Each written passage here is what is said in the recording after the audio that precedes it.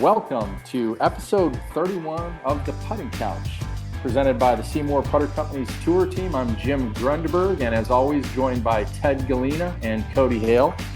And today we've got a guest that is just one of my favorite, most interesting professional golfers in the world, become a really good friend of ours at SeeMore, and I'm just delighted to have him on today. His name is Josh Radcliff, grew up in the Dallas area, actually found out he took some early putting lessons in his high school days from SeeMore Global Ambassador Pat O'Brien, which is very cool. Went on to play at the University of Texas at Arlington and is one of the many professionals, I guess, that we would call aspiring future major champions, and just trying to get experience playing on every possible tour.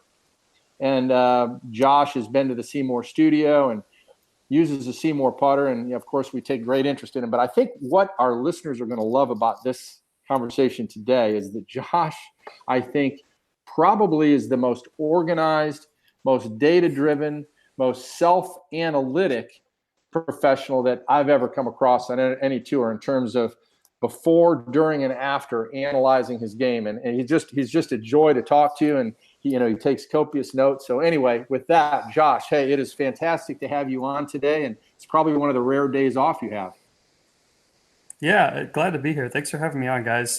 It's funny you said that. I've actually got my stats pulled up next to my screen here as I'm talking to you guys, kind of looking at things. And, really for me, it's how I find ways to get better. And it proves to me that I'm on the right track because I see stats like my putting stats getting better since I made the switch to the SeeMore putter last year. And yeah, data-driven is a good word. Well, I mean, you're traveling all over the place. You played the Latin America tour. You're doing Monday qualifiers on the Corn Ferry tour. I think you may have even done one, I might be mistaken, on the PGA tour. And then, there's a new professional tour called the Local IQ Tour coming up, and there are state opens. And, you got to have some time at home, and then you're driving. And I mean, you do more in a month than most people do in 6 months. I do know that. But we have loved the way that, that just watching you, how you tackle this. And you've put some unbelievable scores up there. I know in a big Corn Ferry Monday qualifier, you ended up losing in a playoff. You went super, super deep, as you have to do. And you always take away from that, the good, the bad, and the ugly. And usually lately it's been more good and, more really good stuff. And I know you go back and you say, hey, it's all part of a process. But, for anybody that listening that, wants to be a better golfer at any level, just let's listen to Josh in terms of what type of commitment it entails. And Cody, I know you've been working with Josh a lot too. But so Josh, tell us, when did you become so driven by the data and by the stats? When did you pick up on that? Yeah, I think that started in college. They have in college, they have golf stat, and that's kind of where you can kind of see your rankings among everybody. And our coaches made us keep track of kind of the simple stuff, fairways, greens in regulation, number of putts, kind of your basic stats. And then I had another guy on my team who was kind of really into the stats, had this other program. I can't remember what it was called, but looked at that for a little bit and then kind of got to a point where I really wanted to be able to track all of it, mostly because I wanted to be able to trust that what I'm working on in like the short term is going to be impactful in the long term. Because I think for golf, especially when you're trying to get better, you want to be able to get better and see the results immediately, but golf doesn't really work like that. And so when you're working on something, if it's your putting stroke or your full swing or your mental game, those scores, you don't always see the scores drop right away. And so I started keeping track of these stats over a period of a season or two and a course of 50, 60 rounds in a year to see it's like, okay, really, I am trending in the right direction. And so for me, it helps give me hope when I've got maybe a couple bad weeks in a row where it's like, man, I played poorly, or darn, I missed the cut. But hey, look, over the course of the past 2 years, I'm still trending upward. And so that's the biggest reason that really kind of got me into the stats. How do you track your stats? Do you have something that it's an Excel spreadsheet that you keep and then you make notes on your scorecard, or after your round of golf, you take a quick 8 to 10 minute debrief so every shot? How do you do that? Yeah, so I created a spreadsheet that's it took me way too many hours and headaches to kind of put together. But essentially, I'll track the data from my round. I'll play a hole, and I'll know. Say I hit my driver, had 150 yards in, so I mark 150 yards. Hit a pitching wedge to 12 feet, one putted for birdie, and I put all that down and can look at it that way. And the spreadsheet I created it'll give me almost any stat that I can think of that I think will help make me a better player. And if this is the putting couch. So for example, putting, it keeps track of my total putts, my first putt distance, my strokes gained putting, feet of putts made, my first putt green regulation distance, and then it even breaks it down like by foot. So like how good am I from 3 feet, 4 feet, 5 feet, up to 10 feet, and then I go in increments of 5 through 25 feet. And so it's really kind of detailed, and a lot of the information is dependent on the information I put in. So I've got to put in accurate information. And then I also use an app called Golf Stats Coach, which is created by I think a guy over in Australia. And again, you put the same data in, and it gives you strokes gained on all like your driving, your approach, your short game, and your putting. So it's a lot simpler, but it also compares to the PGA Tour a lot, and see how you're gaining on strokes or losing on strokes compared to the PGA Tour. When you're looking, that's interesting. Yeah, it is. That's very interesting, and that's what it takes at a high level. I mean, we all know it when we see it, and you're looking at the tour level, and you're trying to put together on your strengths and weaknesses. If you need to improve on, those 6 to 8 foot putts, or if it's your speed control or whatever it may be. I mean, that's important areas. When you're looking at, I know you and I started, Josh, talking, a little bit last year, and when you're trying to make an equipment change, when is it become a point as when you decide, okay, at what point do I decide to change putters, and when is that best for me to change putters? And, when did you decide that, hey, look, this makes sense for me? Yeah, sure. Well, it's been a fun story with my putting. I feel like I was a good putter growing up, but then I can't pinpoint exactly when it happened. But maybe it was the pressure of playing Division I college golf, wanting to play well for my coaches or my teammates or something. But I started getting a little shaky with the putter, more mentally than anything. I feel like I've always had a fundamentally good stroke, and kind of started missing those short putts inside 10 feet. And so I'm exploring, watching the guys on tour. They're using the belly putters, the arm lock putters, before they were banned and everything.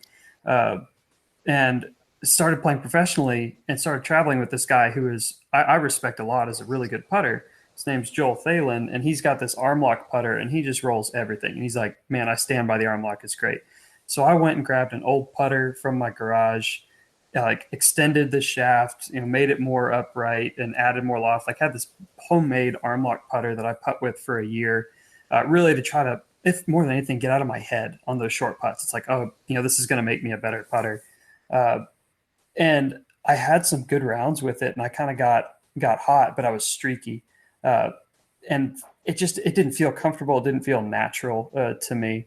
And so I pushed through the year with it. But as Q school's coming to a close, I'm like, okay, I feel like putting should be something that's more natural and more comfortable. And so I wanted to go back to something different.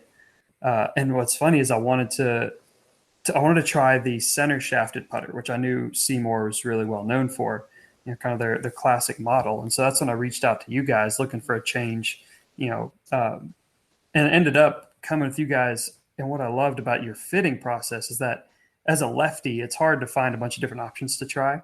And so you guys had all the different options and all the different models and makes of the SeeMore putter, different shaft options, center shafted, little off center shafted. And I was able to find something that felt good and looked good, which is really important to me.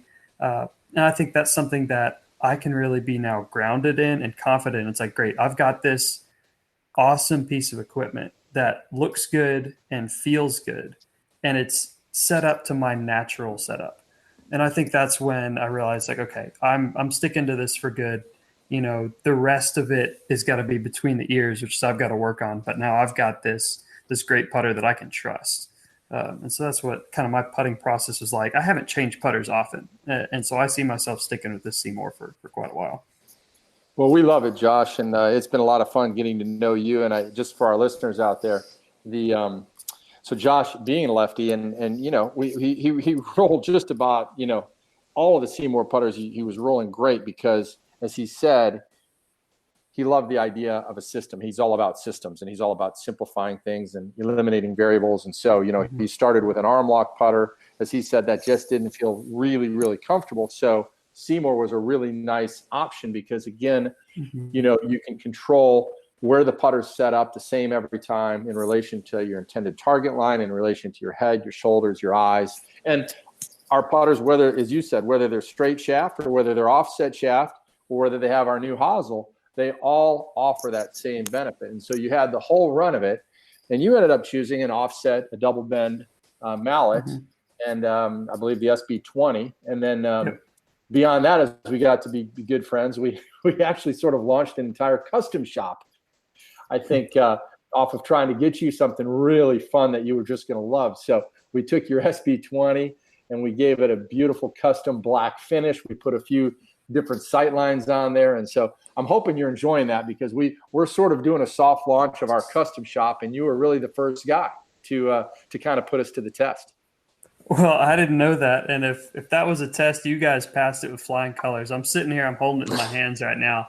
And I think I love the putter itself, but what I love the most on top of that was the time and commitment that y'all gave to me. I feel like sometimes I've kind of got a false sense of humility where I can be like, oh man, I don't want to bother these guys. I don't want to ask for too much. Like, it'd be different if I'm on the PGA Tour top 20 in the world. Then I feel like, yeah, I can maybe demand some things a little bit more. And I kind of felt like I was being a little demanding. It's like, hey, can you add these sight lines, or maybe can you do it black? And you guys you worked with me so well and made me feel so cared for, which I think is important when you have guys, especially on your team, trying to play professional golf. You've got your instructor and your fitness coach. And, I really felt like you guys joined part of my team. Like you actually wanted to make me better. And so apart from the putter being great itself, the way that you guys worked with me, I'm just so thankful for it.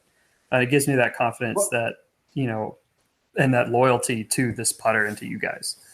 No, and you really have made us better too, not just by challenging us on the putter, but I mean, by sharing with us your reports, which I know you give to your team. You sort of write them for your team, but you sort of write them for yourself. And I mean, right now I can tell you if you stapled all those together and we went to the New York Times, I'm pretty sure it might make the New York Times bestseller list because the depth, I mean, besides Ernest Hemingway and maybe William Faulkner, I mean, there's not a lot of guys that I have read that just go into the in-depth, not just really not just the physical stuff or not even just the mental stuff, but even the psychological stuff. You're bringing it all together. And in the end of the day, you want to get to a spot and you just sort of see how everything you do each day, including that positive attitude, is going to help you. And it's really been cool to see that. So we've loved it. Yeah, he almost needs like a GoFundMe page or something like that he gives his report and all the SeeMoreans take a listen to and so forth, because that those reports, they're in depth and I enjoy reading them. Well, I appreciate that. Yeah, like you said, it's a little bit for me and it's also for you guys. I feel like for guys that are going to help me out and they're going to be part of my team, I want to be able to give back and say thank you. And the only way that I really can do that at this point is to just bring you on to the journey that I'm on. And so I want to be able to share the highs and the lows. And I know you guys is just kind of golf nuts. You understand and you appreciate those things. And so that's kind of my way of saying thank you. But I do have a way of writing. My friends will joke about the Josh length text messages that I can send, so I can go into some depth and detail. So I appreciate that. Hey, well, how do you? I mean, so obviously one of the things that comes out of all this introspection is that you come up with new plans for how you want to work on stuff and when you want to work on stuff. But at the same time, I mean, you're traveling all over creation, and I am assuming that you don't have a private jet. So your time, I mean, how do you balance your time, the qualifying, the playing in tournaments, the getting there and back, the personal life? I mean, tell us what it's like for somebody who is a professional at the level you're at, which again is to me the most fascinating part of the game, because there's there's just so many great young players out there that, we don't know about, but, you've committed this to be your life until, at some point that you finally decide hey, I'm either there or, maybe I'll take a turn, but you're just going after it. But how do you balance all of that? Yeah, it really is a great question. And I was actually listening to Webb Simpson did an interview with an organization called College Golf Fellowship last night. And then they asked him a similar question. Zach Johnson, fellow SeeMore guy, he actually joined the interview as well. And so they both kind of shared a little bit. And for the two of them, and for myself included, it goes a lot back to my faith as a Christian man. You've got to have a well-balanced life if you want to play good golf. And I can't make golf an idol, something that I do every day. And so it really is important to take that time off. And that balance, really, I find it because I've got good people in my life who remind me that the balance is important. And I've just through trial and error, I've kind of learned it's like, hey, I burn out when I practice this much golf, or hey, I need to go spend time with friends. We like to go country dancing here in Dallas. And so, it's like, I just need a night to go dancing with my friends. And I got married in February. And so I've got a wife who is my biggest supporter, who will make sure that I don't make golf an idol, because she's like, hey, I want you to spend time with me. And so it's really having a good group of guys around me and my wife that can help keep that a priority, along with my faith that kind of keeps everything in check. On a daily basis, when you're not traveling or going from one, the recent post I saw on Instagram was where you finished in East Texas and then drove all through the night and got up San Antonio to try for the qualifier and shot 5 under and missed it by 2 strokes and only 2 or 3 hours of sleep.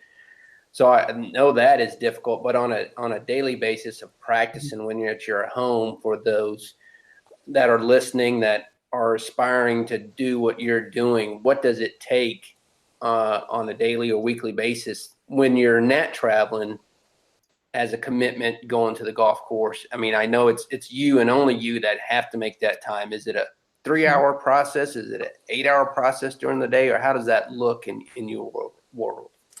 Yeah, for me, I think it's different for everybody. It's a great question, and something that I've learned really through college. I had a coach who, I think one of the best pieces of advice that he gave me in college was to quit practicing so much, quit grinding so hard. I'm a grinder. I'm a competitor. I'll work on something for hours. I'm a perfectionist, which is not a great thing in golf at times. And I learned that I was burning myself out by practicing too much. And so it varies for everybody. There are guys that are range rats that need to spend hours on the range with their TrackMan, and I'm not that kind of guy. I think one of the things that I was blessed with is playing golf at a young age, since just kind of 2, not competitively or anything, but just swinging a club my whole life.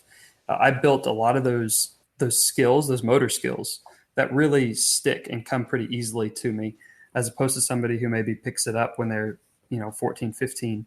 And so the golf swing for me, I don't need to work a ton on. So I just need to kind of keep it in check. I've got this system of checks and balances, like, hey, make sure my alignment, ball position, posture, the fundamentals stay consistent, and just spend just enough time to where I feel like, okay, I'm in a good rhythm. For me specifically, that looks like, when I'm in town for a week, I'm on the range for no more than 30 minutes a day. And then I'm on the course probably 4 to 5 times a week. I love to play, go drop balls, different spots and different situations. And then the one thing I will do consistently without fail is the putting drills daily. Those are the ones that the skills, I feel like if I'm not honed in all the time, they can fade really quickly. And so I'm putting at least an hour a day when I'm home. What are some of the drills that you like to do that you typically do on a regular basis? Yeah. I feel like my instructor and I are really big on watching balls go in the hole when I putt. I think there's something psychological about seeing the ball go in, hearing the ball go in. And so what that means is I spend a lot of time inside 5 feet. If I go outside 5 feet, the percentages, you're going to miss more putts. And I think psychologically you can get comfortable with kind of just seeing a putt burn the edge. And so I'll do a lot of my work inside 5 feet, and I do a lot of work that incorporates a feel and a picture for me, very not mechanical. And so I'll hit some putts, I'll go around in a circle from 3 feet. I'll hit putts with my left hand. I'll hit putts with my right hand. I'll hit putts looking at the hole, and I'll hit putts with my eyes closed, all to try to develop a feel and then a picture. That's kind of what the eyes closed one does. So I've got that picture in my head with my eyes closed of the hole and where the ball's rolling in the hole. And so I do a lot of stuff like that. But then I've got to work on speed too, and speed is important. And so I use variations of the ladder drill. I think a lot of people have heard, and I won't putt to a hole. I'll put 2 tees. I'll put a tee that's 20 feet away from me and a tee that's 30 feet away from me. I'll hit the first putt just past that first tee. I'll try to hit the second putt within a foot of that last ball, and I'll see how many I can get between the 2 tees that are 10 feet apart. I'll do that uphill. I'll do that downhill. And really, those are the drills that I focus on the most that have helped me. Those are awesome drills. I think the one where you see, I had a college coach that told me that a long time ago, especially seeing the ball go in the hole. But you got to, I think so many average golfers, a lot of the ones that listen to us too, that they get out there and have a misconception of, hey, I need to make, 80% of my 10-foot putts. It's one of those things that to average from 10 feet is 38% or something along those lines. It's just under 40%. And it's like, hey, if you're going to, before you go out to the round, go get your speed dialed in and then go see yourself make a bunch of putts. So that may be, like you said, inside 5 feet. And like yourself and some of the best players in the world, you see them making a bunch of putts and watching themselves hole a bunch of putts before they go out to the round. So that's really a great drill for any level of golfer to do, right? Oh, I totally agree. I couldn't be more for that type of practice. There are some other drills that you can do if you want to work on your mid-range putts, but man, I know guys who have succeeded with them. Like it's a 9 and 15 drill where you put 2 9-footers, 2 15-footers. The 9-footers are for par. The 15-footers are for birdie. Play 18 holes, see what you score. I've seen guys have a lot of success with that. But for me personally, I've tried it, and it's like, man, it doesn't give me the best feel and confidence of something just inside 5 feet watching the ball go in the hole. It's simple. Especially, that's right. Yeah. Especially if you're a stats kind of guy and you're looking at those numbers and saying, hey, my percentage, if I'm cleaning up inside of 6 feet and then making my percentage of those 8, 10, 12-foot putts, and then outside of 20 foot, I'm going to get my fair share of putts inside the 3 to 4, 5, 6 foot range. And if I'm making those putts, I'm going to have a good day, right? I mean, Exactly. in the days that I'm not hitting the ball well enough and I'm chipping, and I'm pitching inside that range, then, hey, that's when the days that I should shoot, 72, 73 start turning into, 68, 69, 70. And all of a sudden, then that's when we, those numbers, we start making cuts when we shouldn't be missing cuts. And that's when, some of our listeners, when they should be shooting 90, start breaking 90. And when they should be, they should be shooting above 80, they start breaking 80 for the first time. So I think it all goes hand in hand. I agree. Couldn't agree more. So Josh, how did you get to this point? I mean, when did you start in golf, and how did it kind of progress for you? Gosh, man. Well, you said I write some long emails. I can be a talker too, so that's a long story. I'll try to keep it short. But I was born when I was born, my dad grabbed every sports toy you could imagine and put them in the garage just to give me the options to do what I wanted. And when I was 2, I found a right-handed plastic golf club and I was swinging it in the front yard. And I've kind of got a crazy uncle who I love to death, who saw me swinging. It's like, oh my gosh, he's a natural, next best thing, and shows up Christmas that year with left-handed golf clubs that are taller than I am. And I've been playing golf ever since. I started competing when I was, I believe, 9 years old, little 9-hole tournaments. And it's always been my dream to be a pro golfer, just ever since I was little. And it's been so cool to be able to follow that dream and have, my parents who've been able to support me and give me the opportunity to do that through high school and to play, and then to earn a college scholarship and have a couple guys that have been able to help me get started in my career now. And it's so much fun. I love it. But I played golf at Dallas Jesuit, which a lot of people know is where Jordan Spieth went to high school, and we were teammates for 2 years. He's a couple years older than me, and so I learned a lot from him and was driven seeing how good he was and how not good I was. It's like, man, I want to get to there. And then played golf at the University of Texas at Arlington, D1 program that I thought gave me a lot of good opportunities to get better. And through some caddying work while I was in college, I met a couple guys that appreciated who I was as a person and as a golfer, and said, have you ever thought about playing professionally? I was like, absolutely. I said, well, if you want to play when you graduate, come talk to us, and we maybe want to sponsor you. And so now I'm not fully funded by any means. I think that's a whole nother story we could talk about, is how many tour golfers figure out how to go play golf and where they get all the finances knows to that, do so. don't you? Jody can tell you that story too. Yeah. But I had just enough to kind of get me started through 2017 when I graduated college. And I came out of college. I joined the Adams Tour at the time. I forget how many tournaments I played, but I missed every single cut. And I was super dejected. But again, it goes back to those stats things where it's like, that's when I really started tracking things. I'm like, okay, great. I've got a baseline now. And Absolutely. I trust that what I'm working on is going to get me better. Every time his first season too. That's right. It's actually somebody I look to for that reason. Oh, that's cool. Yeah. And continued to trust what I was working on, and started to see the results come in 2018. I moved from the Adams Tour to a Mexican mini tour, which a lot of people joke about. It's like Club Pro guy, and kind of it's exactly like Club Pro guy. But the tour. Do you see him out there? Yeah, I don't see him out there. But the tour is it's actually a good tour. So he Club Pro guy jokes about a Mexican tour, but the one I play on is actually a really good tour. And they really, I started making some cuts out there, got some confidence, got used to traveling internationally.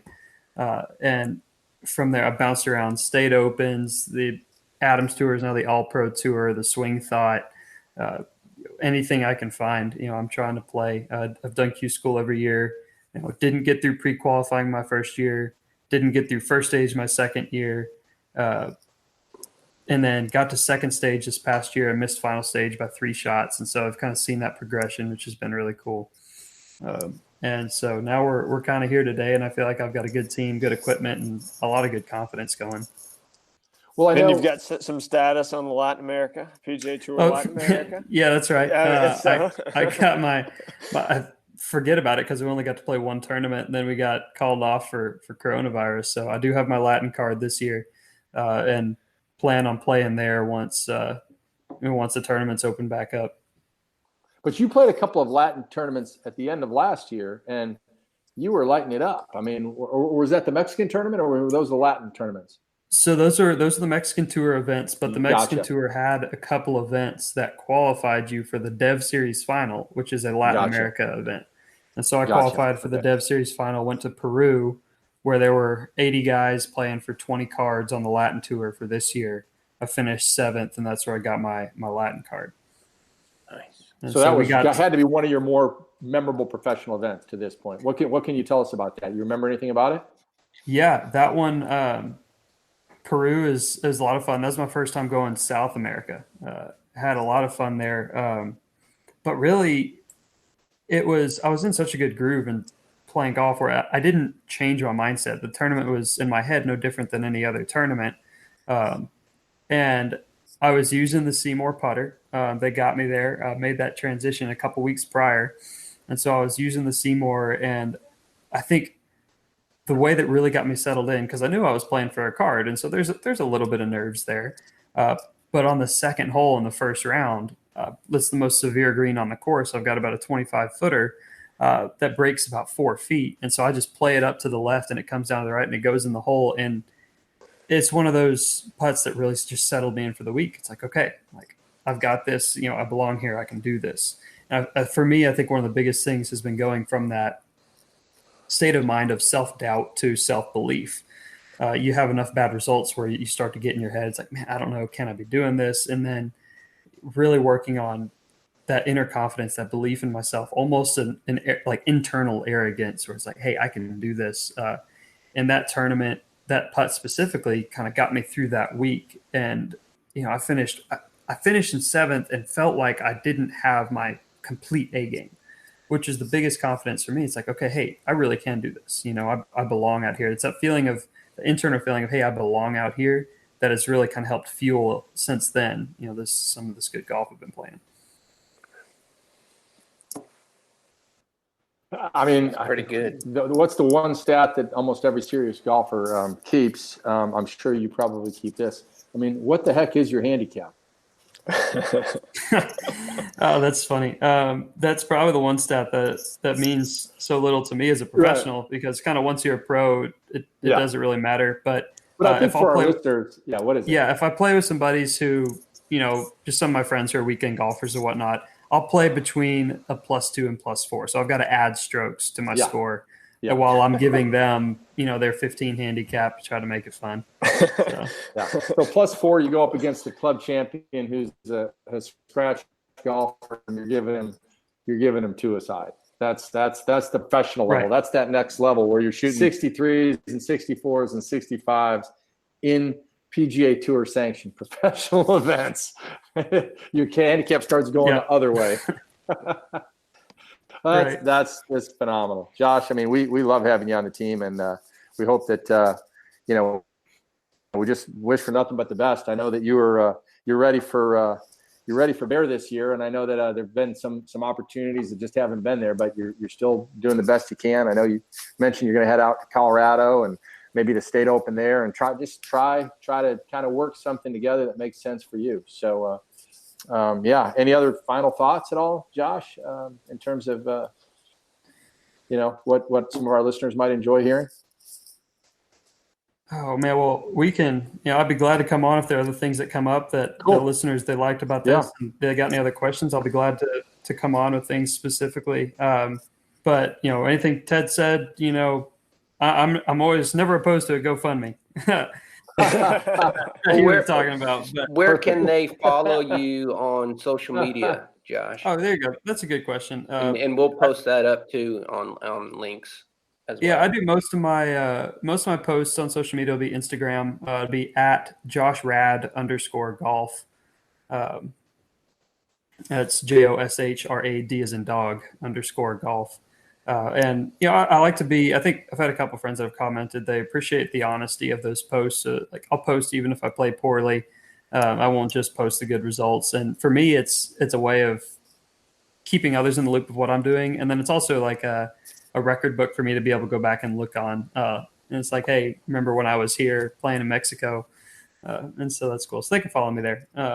But man, I can't thank you guys enough. I've been tracking my putting stats, and I try not to look at them early on in the year. I try to wait until I've kind of accumulated some data, and I'm seeing some stuff since I switched to the SeeMore. Like we're making those incremental progresses forward, which I believe the putter helps, and then the mentality that I'm taking to putting is helping too. So can't thank you guys. All right, before we go, let's hear one good putting stat that you've looked at.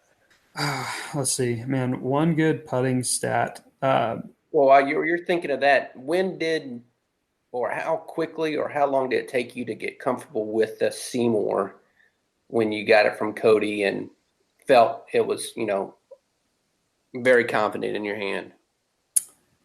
It was pretty immediate. Because of the fitting process, I got to try so many different things. And I think it was the feedback from other putters I've hit before that didn't feel good. Then I hit this one, I was like, oh, this is what it's supposed to feel like. Like, I like this. And I think that's different for everybody. I think I've got the aluminum insert on the front of the SB20. My terminology could be wrong, but I've just learned that, man, that's the feel that I like. And for me, it's all feel. So when I feel something I like, I pretty much know it immediately. But a fun putting stat, I think for me, it's maybe not necessarily a good one, but when I'm looking on how to improve last year, for example, it was my putts. I have PGA Tour average and my average from putts of 3, 4, 5, and 6 feet. And I found in every single category, I was below PGA Tour average by about 10%. And so it made me take a deep breath and be like, okay, like I can work on that. Like I can work on 3 to 6 feet, like, and if I just make that 3 to 6 feet my goal for an entire year, I can drop my scoring average by almost a full stroke. Like, that's super encouraging, as opposed to it's like, man, I need to drop 2 strokes off my score. I need to work on all these parts of my game. It's like, really, it's like, I just got to work on 3 to 6 feet. And I think that's what so many people can take from putting specifically, is you work on your putts inside 6 feet and you're going to watch your handicap really go down. That's awesome. What a great stuff. tip. Well, hey, we have had the pleasure of speaking with Josh Radcliff. That's on Instagram at @JoshRad_golf.